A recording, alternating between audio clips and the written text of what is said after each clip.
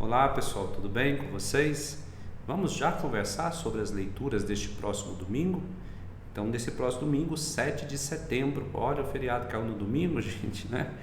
Mas vamos meditar aí as leituras do dia, muito importante, tá? Então seja perseverante, vamos até o final, vamos ver os textos e depois de cada texto eu faço um pequeno comentário para ajudar você a sua meditação. Então nós estamos neste 23º domingo do tempo comum e vamos ter na primeira leitura livro da sabedoria.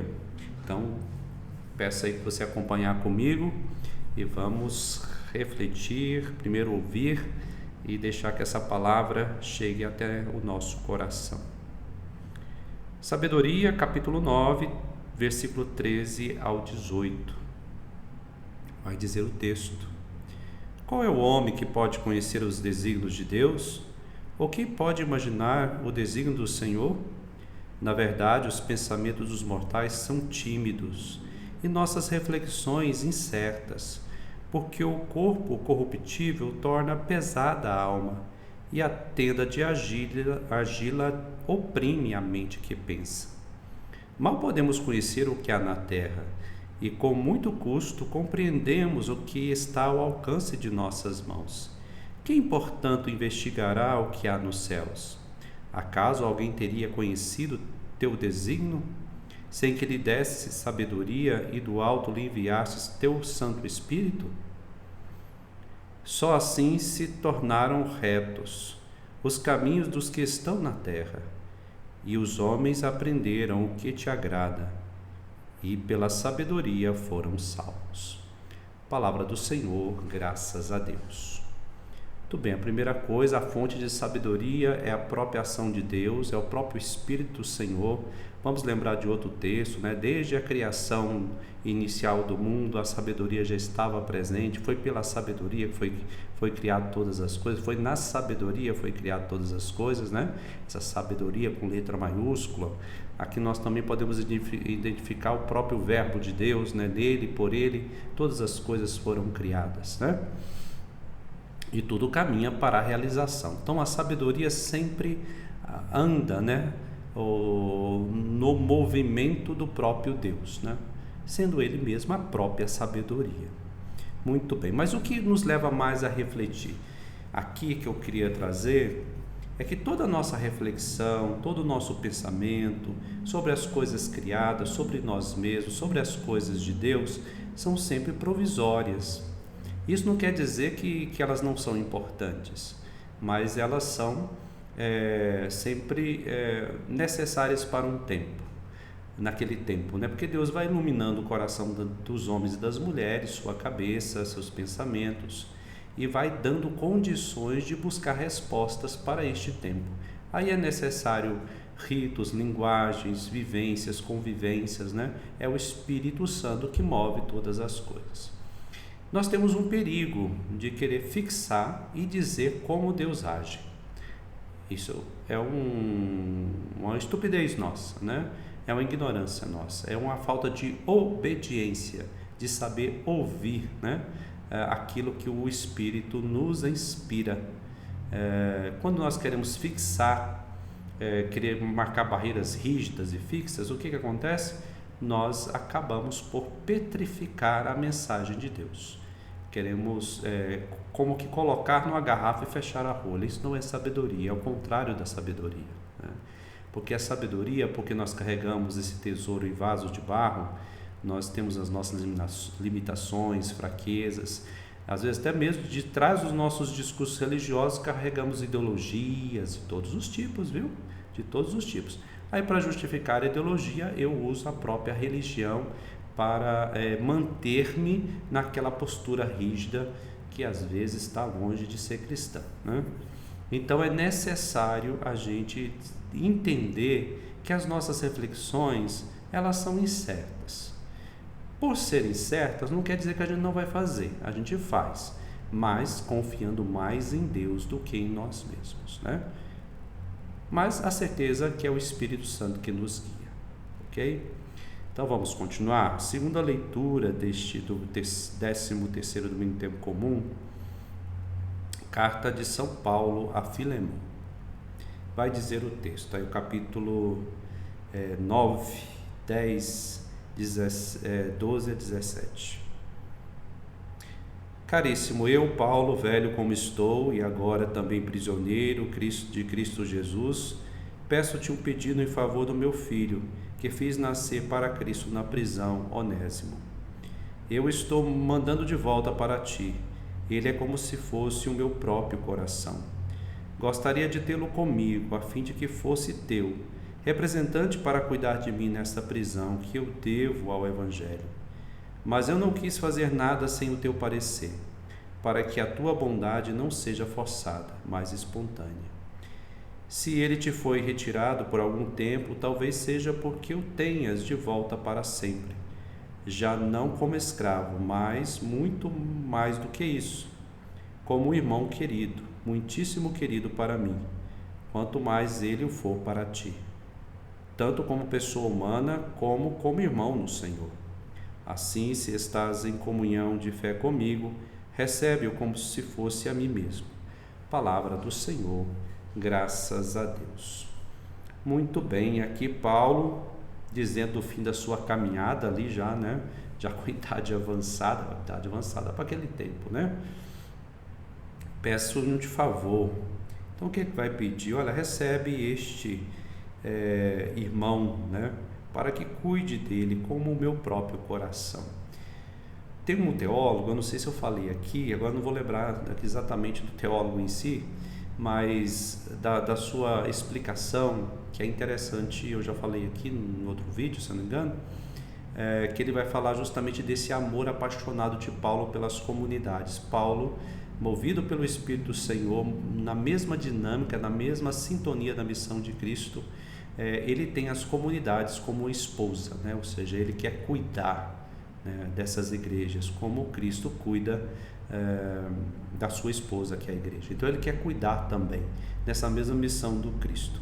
Então todo aquele que a ele é confiado, ou a comunidade, ou aquele que é para ele, vamos dizer, importante no processo missionário, ele tem essa paixão, né? Esse amor profundo de cuidado, de entrega, de preocupação com o crescimento das comunidades, das pessoas que ele ama, né? E aí esse teólogo que eu estava dizendo vai dizer que este amor tão profundo de Paulo pelas comunidades, pelos seus companheiros de trabalho, acabou também se tornando também um sofrimento. Mas vamos prestar atenção aqui, não estou falando sofrimento pesado e negativo, mas um sofrimento como que ele não pode renunciar a essa missão. É uma missão que nasce do coração de Deus, transborda no seu coração, e ele quer mesmo doar, né, a sua vida nesse irmão e para essas comunidades. Então, resumindo, o amor fervoroso de Paulo que nasce do coração apaixonado de Deus pela humanidade e pelas comunidades. Então ele transborda neste mesmo amor, né? Faz crescer, cuida e faz crescer, né? Dá este vigor, esse espírito vivo, né, de cuidado. Então, bem parecido aí também, se a gente relacionar um pouco com a questão da sabedoria, né? A sabedoria de Deus é criativa, é dinâmica. Mas vamos lá no Evangelho, Lucas 14, 25, 33. Naquele tempo, grandes multidões acompanhavam Jesus. Voltando-se, ele lhes disse: se alguém vem a mim, mas não se desapega de seu pai, de sua mãe, sua mulher e seus filhos, seus irmãos e suas irmãs e até da própria vida, não pode ser meu discípulo. Quem não carrega a sua cruz e não caminha atrás de mim, não pode ser meu discípulo. Com efeito, qual de vós, querendo construir uma torre, não se senta primeiro e calcula os gastos, para ver se tem o suficiente para terminar? Caso contrário, ele vai lançar o alicerce e não será capaz de acabar. E todos os que virem isso começarão a caçoar dele, dizendo: este homem começou a construir e não foi capaz de acabar. Ou ainda, qual rei que ao sair para guerrear com o outro, não se senta primeiro e examina bem, E se com 10.000 homens poderá enfrentar o outro, que marcha contra ele com 20.000? Se ele vê que não pode, enquanto o outro rei ainda está longe, envia mensageiros para negociar as condições de paz. Do mesmo modo, portanto, qualquer um de vós, se não renunciar a tudo o que tem, não pode ser meu discípulo. Palavra da salvação, glória a vós, Senhor. Muito bem, o desapego, né? O desapego. É estranho, né, a gente ouvir assim, quem ama pai, mãe, irmãos, né? Vai variar um pouquinho o texto nesses evangelhos, mas essa ideia do desapego apresenta-se como a mesma. Mas como assim? Mas eu amo meu filho, eu amo meu esposo, minha esposa, né? Eu amo... Gente, amar, se for verdadeiramente amor, né? Já está embutido o desapego. Quando alguém sofre, e que a gente ama, a gente desapega dos nossos interesses e vai cuidar dessa pessoa, né? Não é assim? Mas quando existe apego exacerbado sobre alguém, a gente não ama, a gente quer dominar, né? A gente quer possuir. Então, se alguém quer possuir e dominar, não pode ser meu discípulo. Porque quem quer possuir e dominar, na realidade, quer possuir e dominar o próprio prazer de estar com o outro, né? Ou seja, o outro se torna um objeto do meu prazer, da minha alegria, né? Vamos dizer, uma alegria, pseudo-alegria, né? Então eu preciso controlá-lo, eu preciso dominá-lo, eu preciso possuir nesse sentido de controlar, né? Então isso não é amor, né? É uma mais patologia.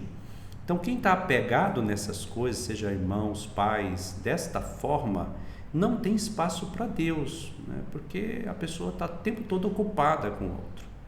Nós também podemos aprofundar mais um pouco a reflexão, mesmo no matrimônio, por exemplo, né? Já pensou se a esposa endeusa o esposo e o esposa endeusa, né? A esposa endeusa o esposo e vice-versa? Não vai dar certo, né? Esse casamento tem tudo para chegar à ruína, né? Porque aquele homem é um homem de carne e osso, aquela mulher é uma mulher de carne e osso, não vai conseguir preencher todos os sentidos da sua vida. Claro, vai ser companheiro de caminhada, vai ser aquele e aquela, se caminhar bem na maturidade, vai ser aquele e aquela que vai ajudar uma outra a crescer.